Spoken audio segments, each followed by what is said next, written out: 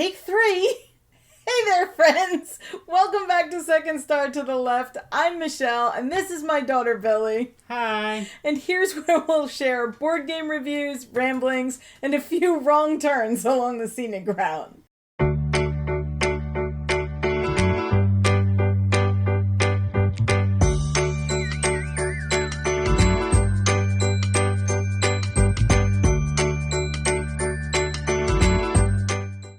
It's fall here in New Jersey, and sometimes it's just too nice to stay inside, even to play games. Sometimes you just want to go out and take a nice walk in the woods. And sometimes you don't. Sometimes you wake up and there's frost everywhere, or it's raining.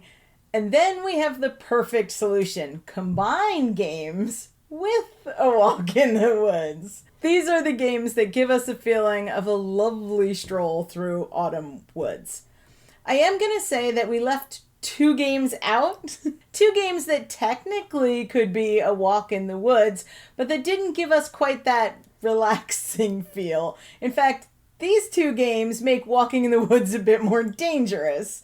That might just be who we've been playing them with. But those games would be Root and Brew. No way I'm walking around those woods.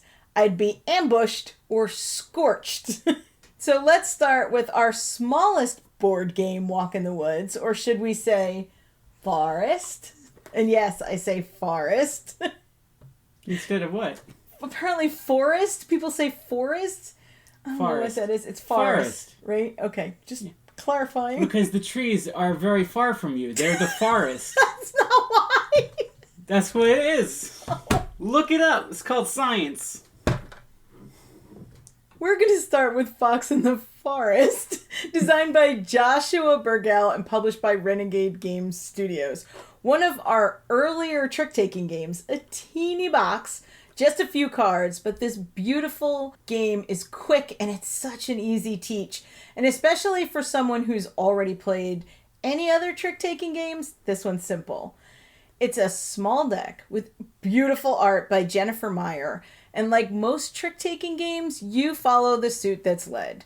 But unlike most trick-taking games, all of the odd number cards have special abilities to add to your turn. Some let you change the decree or the trump suit, some let you lead the next trick even if you've lost the trick, and some just earn you bonus points at the end. But my favorite part about this game, the part that really makes it kind of sing, much different than other trick-taking games, is that you don't want to win too many tricks. You actually lose points if you get too greedy and smug. That means that a bad hand can actually be a great hand. If you can get your opponent to take all of the tricks, you will score higher than they will. And there's something so sweet about watching your opponent win trick after trick after trick until they realize that they're going to win too many and they've gone too far. And you can just sit back and let them win only to see them lose. It is the ultimate revenge for someone who's smugly smacking cards down on a table. It's how I usually beat you. It's how you usually lose. You have to land right in the sweet spot to score the best. I love that. I love the planning that takes. Also, this is a 2-player trick-taking game, which is pretty hard to find. And sure, there are 2-player variants to some games, but this is designed to be a 2-player game. We also have Fox in the Forest Duet, which is a 2-player cooperative trick-taking game. And this version has a map in the middle that you are pushing and pulling a marker back and forth depending on who wins the trick. You're trying to collect all the gems before your 3 rounds are up, or you are blocked from those areas of the forest. In addition to each card having a suit in this game, each card has paw prints, a number of paw prints on it that tell you how many steps in the forest you need to move. The direction that the marker moves depends on who wins the trick, and you're not supposed to directly communicate with the other player what cards are in your hand. So you're always just kind of hoping that the other player knows whether you want them to win or lose the trick. This one's a nice little puzzle, and we keep both in our collection because they're different enough. But for me, I prefer the original. I don't know. Might just be because we're more familiar with it, so we can just bring it out whenever we want something quick and light. Might be that I'm less of a co-op person. I'm not sure. Which do you like better?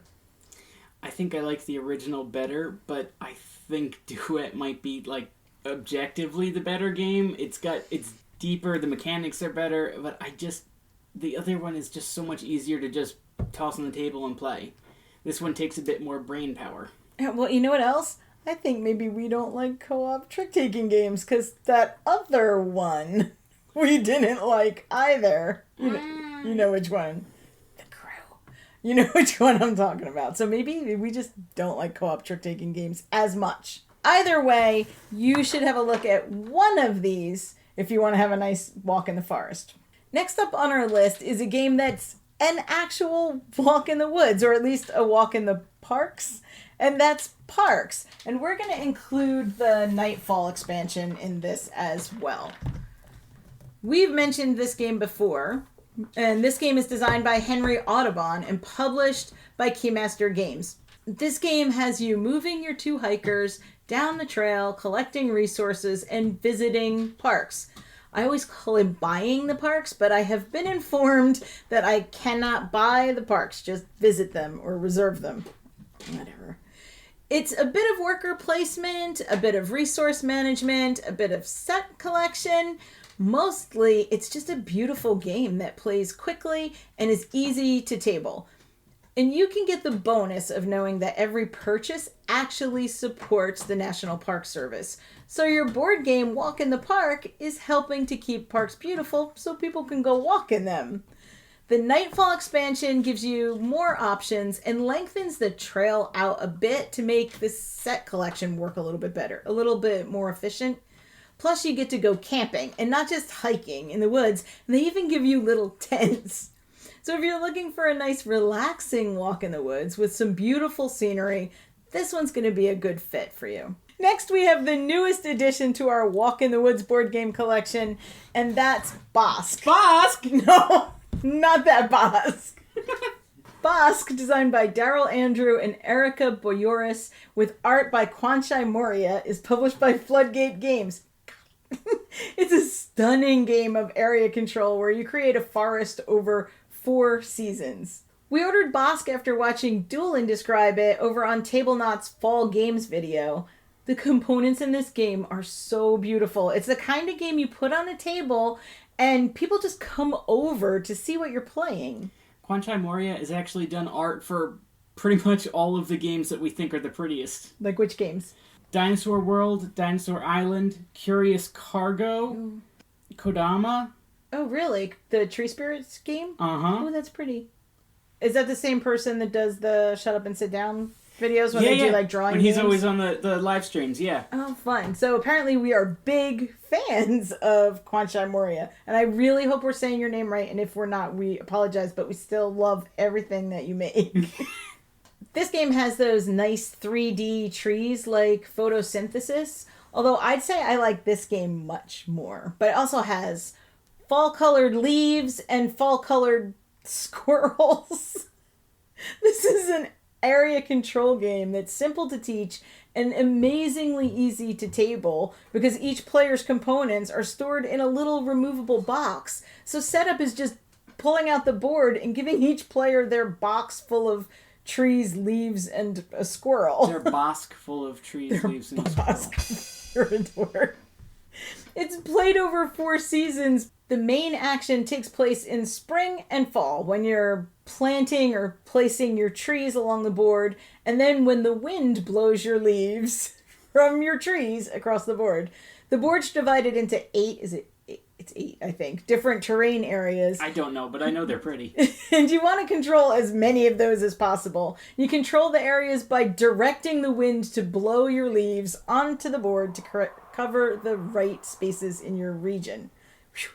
I've played this a couple of times now, once before we had some of the rules right, but every time I see a little bit more strategy, and every time I want to go back and play again. This is beautiful, fun, and it feels like you're in the woods on a breezy fall day, except when it's one of the other 3 seasons in the game, but you get the idea.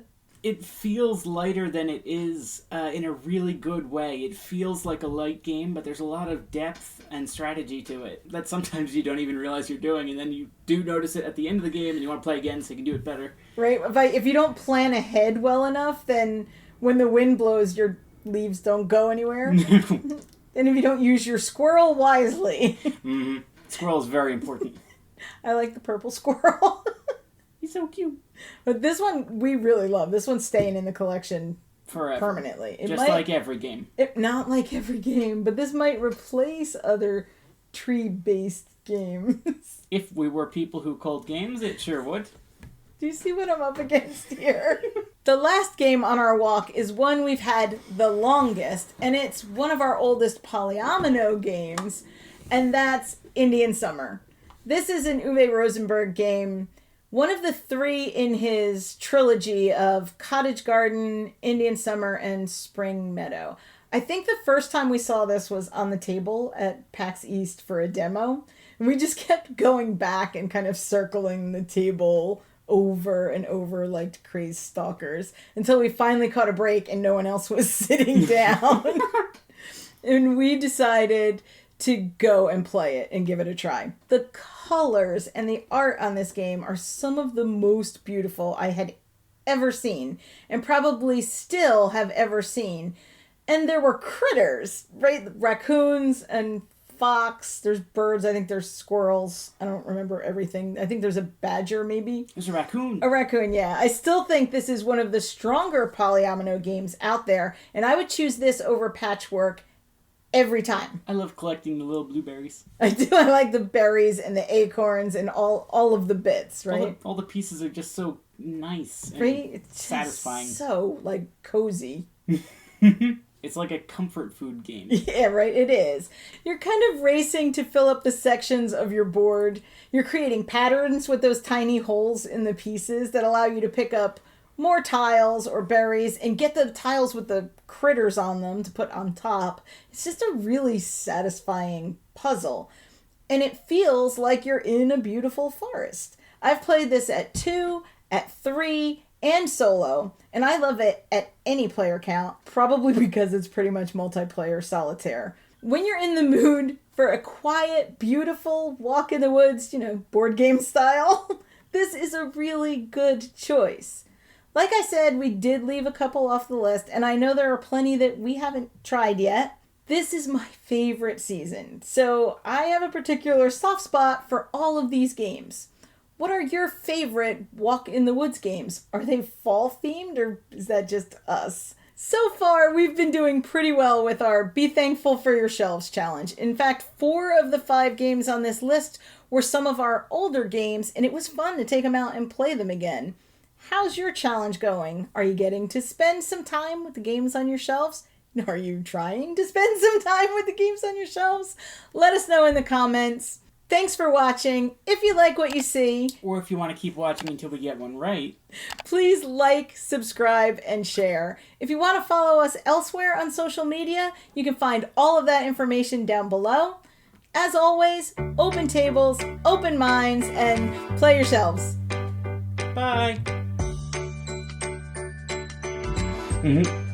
It sure is, Mom. I can say words. No, you can't. I'm good at words. There's a million games I haven't played. You just stopped mid-sentence and started scrunching your face, and I was very concerned. You're kind of racing to fill up the sex and... Race to fill up the sex. Stop that!